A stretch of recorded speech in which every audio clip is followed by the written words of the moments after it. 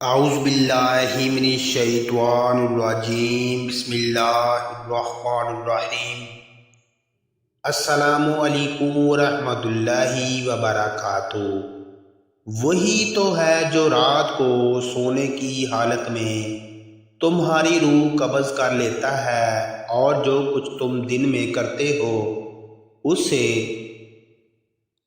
باخبر ہوتا ہے، پھر تمہیں دن کو اٹھا دیتا ہے تاکہ یہی سلسلہ جاری رکھ کر زندگی کی مدت معین پوری کر دی جائے۔ پھر تم سب کو اسی کی طرف لوٹ کر جانا ہے۔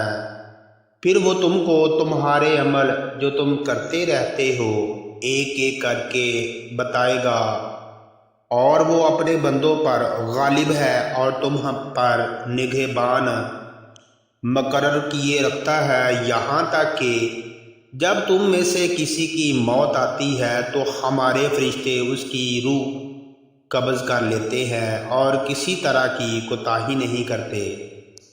پھر قیامت کے دن تمام لوگ اپنے مالک برحق اللہ تعالیٰ کے پاس واپس بلائے جائیں گے۔ سن لو کہ حکم اسی کا ہے اور وہ نہایت جلد حساب لینے والا ہے۔ اللہ تبارک و تعالیٰ کے نام سے شروع، جو بڑا مہربان اور نہایت رحم کرنے والا ہے۔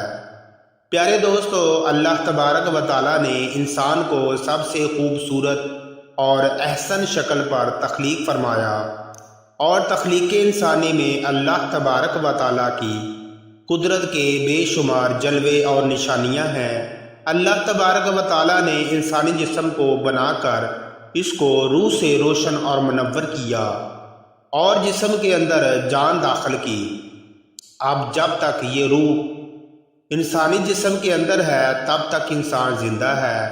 جب یہ روح جسم سے نکل جائے گی تو اس وقت انسان مر جاتا ہے، اور ایسا اس وقت ہوتا ہے جب انسان کی عمر ختم ہو جاتی ہے۔ لیکن کیا آپ جانتے ہیں کہ ہر انسان ایک ایسی بھی زندگی جیتا ہے جس کے اندر وہ روز مرتا اور روز جیتا ہے؟ پیارے دوستو، آج کی اس ویڈیو میں ہم آپ کو اسی زندگی اور موت کے بارے میں بتائیں گے کہ کس طرح انسان روز مرتا اور روز زندہ ہوتا ہے۔ اور کیا آپ جانتے ہیں کہ جب انسان سو جاتا ہے تو اس کی روح کہاں چلی جاتی ہے؟ اور انسان خواب کے اندر جو کچھ بھی دیکھتا ہے کیا وہ سچ ہوتا ہے یا جھوٹ؟ اور نیک لوگوں کی روحیں سونے کے بعد زیادہ تر کہاں کا سفر کرتی ہیں، اور برے لوگوں کی روحیں سونے کے بعد کہاں کا سفر کرتی ہیں؟ پیارے دوستو، ان تمام تر سوالات کے جوابات قرآن و حدیث کی روشنی میں آج کی اس ویڈیو میں ہم آپ کو بتائیں گے، لہٰذا آپ سے گزارش ہے کہ ہماری اس ویڈیو کو آخر تک ضرور دیکھیے گا۔ پیارے دوستو، روح کی تخلیق اللہ تبارک و تعالیٰ کے حکم سے ہوئی روح امر ربی ہے۔ جس طرح دنیا میں انسانی جسم کا لباس کپڑے ہیں، اسی طرح اللہ تبارک و تعالیٰ نے روح کا لباس انسانی جسم کو بنایا ہے۔ اسی وجہ سے جب جسم سے روح نکل جاتی ہے تو جسم بیکار ہو جاتا ہے۔ پیارے دوستو، روح دو طرح کی ہوتی ہے، ایک نیک جو کہ نیک عمل کرتی ہے، اور دوسری بدکار اور گناہ گار روح جو کہ برے عمل کرتی ہے۔ انسان کو جو بھی خواب آتے ہیں یا وہ خواب میں جہاں کہیں بھی جاتا ہے اس میں انسان کی سوچ اور اعمال کا دخل ہوتا ہے۔ اگر نیک روح ہو تو اس کو خواب ہی نیک آتے ہیں، اور اس کو خواب کے اندر نیک لوگوں کی زیارت ہوتی ہے، جیسا کہ حضور اکرم صلی اللہ علیہ وآلہ وسلم کا دیدار ہونا، یا صحابہ کرام یا اولیاء کرام کی زیارت نصیب ہونا۔ اور اسی طرح نیک روح جب خواب میں کہیں سفر کرتی ہے تو اس کا سفر بھی نیک ہوتا ہے، اور وہ خواب میں نیک چیزوں کو دیکھتی ہے، اور جو بدکار روح ہوتی ہے وہ برے لوگوں کی طرف مائل ہوتی ہے۔ ایسی روح پر شیطان کا قبضہ ہوتا ہے۔ ایسے لوگوں کو جو بھی خواب آتے ہیں وہ شیطانی ہوتے ہیں اور ایسے لوگوں کے خواب قابل قبول نہیں ہوتے۔ پیارے دوستو، جب انسان سو جاتا ہے تو اس کی روح جسم سے نکل جاتی ہے اور سیر کرتی رہتی ہے، لیکن اس کا تعلق جسم سے نہیں ٹوٹتا، اس کا تعلق جسم سے باقی رہتا ہے۔ روح بہت طاقتور ہوتی ہے۔ اگر یہ روح اللہ تبارک و تعالیٰ کی عبادت اور اس کے ذکر کے ذریعے اس کا قرب حاصل کر لے تو روح کے پاس اتنی طاقت ہوتی ہے کہ وہ اپنے جسم کو جہاں چاہے اڑا کر لے جا سکتی ہے، اور یہ معاملہ انسان کی پاکیزگی اور نیک اعمال پر منحصر ہوتا ہے۔ روایات میں آتا ہے کہ ایک مرتبہ حضرت علی رضی اللہ تعالیٰ عنہ جمعہ کی تیاری فرما رہے تھے۔ جب خطبہ شروع ہوا تو حضرت علی رضی اللہ تعالیٰ عنہ نے روح کے بارے میں بیان کرنا شروع کیا۔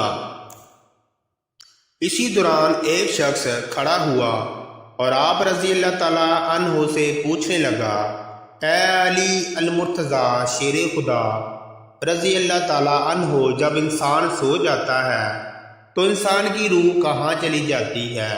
کیا روح جسم سے جدا ہو جاتی ہے؟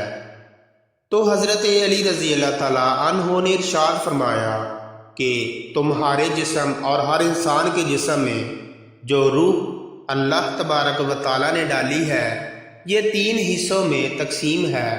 روح کا پہلا حصہ انسان کے جسم ہی میں رہتا ہے اور روح کا دوسرا حصہ ہے انسان کے وجود سے باہر ہے، یعنی عالم برزخ میں اس کو دیکھ رہا ہوتا ہے، اور روح کا تیسرا حصہ انسانی جسم سے اس وقت جدا ہوتا ہے جب انسان سو جاتا ہے۔ اگر انسان نیک اور اللہ تبارک و تعالیٰ کا فرما بردار ہو تو اس کی روح ایک ایسے عالم میں چلی جاتی ہے جہاں اللہ تبارک و تعالیٰ نے جنات اور انسانی روحوں کے مابین ایک رستہ بنایا ہے۔ یہ نیک روح جب اس مقام پر پہنچتی ہے تو اس وقت انسان کو خواب آنے لگتے ہیں۔ وہاں یہ نیک روح وہ سب کچھ دیکھتی ہے جو آگے دنیا میں ہونے والا ہوتا ہے، اور اگر انسان گناہ گار اور اللہ تبارک و تعالیٰ کا نافرمان ہو تو ایسے انسان کی روح اس کے جسم ہی میں قید ہوتی ہے اور اس کو خواب میں نیک روح کی طرح کچھ بھی نظر نہیں آتا۔ اور اگر انسان نیک اور اللہ تبارک و تعالیٰ کا فرما بردار ہوتا ہے تو اللہ تبارک و تعالیٰ ایسے انسان کو ایک خاص قسم کا علم عطا فرماتا ہے۔ اس علم کے اندر ایسی طاقت ہوتی ہے کہ اگر انسان جب چاہے جہاں چاہے وہاں پر جا سکتا ہے۔ لہذا جب انسان اللہ تبارک و تعالیٰ کو راضی کر لیتا ہے، اللہ تبارک و تعالیٰ انسان کی روح کو ہر طرح کی قید سے رہا کر دیتا ہے۔ اس وقت اللہ تبارک و تعالیٰ اس کو ایک خاص علم عطا فرماتا ہے جس کے ذریعے یہ جہاں چاہے وہیں پر جا سکتا ہے۔ پیارے دوستو، حقیقت یہ ہے کہ انسان کے خوابوں کا اور روح کا تعلق انسان کے اعمال کے ساتھ ہے۔ اگر انسان کی سوچ اچھی ہو تو انسان کو اچھے خواب آتے ہیں، اور اگر انسان کی سوچ بری ہو تو اس کو برے خواب آتے ہیں۔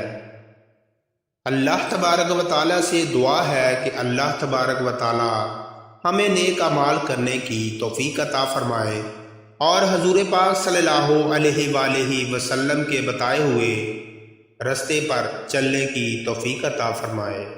سامعین کرام، اگر ویڈیو پسند آئے تو اس کو لائک اور شیئر کریں۔ مزید اسی طرح کی ویڈیوز دیکھنے کے لیے ہمارے چینل کو سبسکرائب کریں۔ جزاک اللہ خیرا۔